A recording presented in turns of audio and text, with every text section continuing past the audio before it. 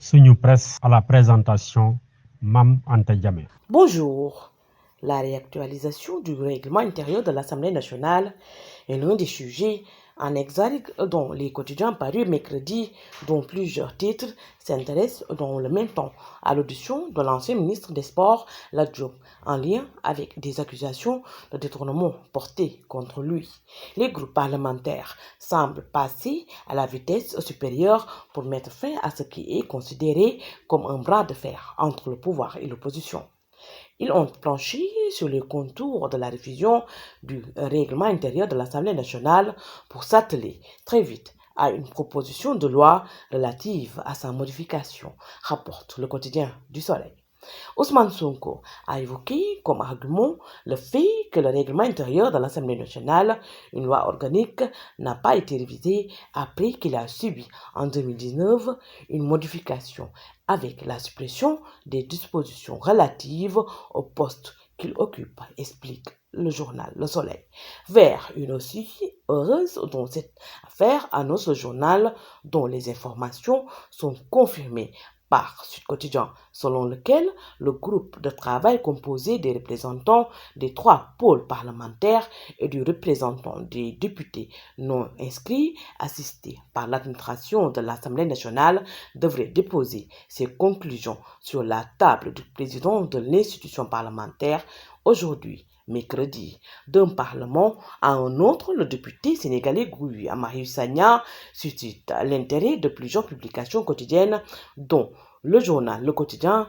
Guy Marius Sagna, un réseau haut débit, écrit ce journal en s'inspirant des initiales du parlementaire sénégalais dont les positions anti-impérialistes ont fait la renommée. À Abidjan, pour assister à une session du Parlement de la CEDEAO, écrit le quotidien, le député Guy Marius Sagna n'a pas changé. Il a produit les mêmes discours avec une tonalité qui a exaspéré le bureau du Parlement de la CEDEAO qui dénonce ses excès et outrances. Guy, une lutte avec frappe, affiche à ce sujet Bosby le jour, dont la formule est une allusion directe à l'organisation à travers laquelle Guy Marius Sagna s'est fait connaître, à savoir Front pour une révolution anti-impérialiste, populaire et panafricaine.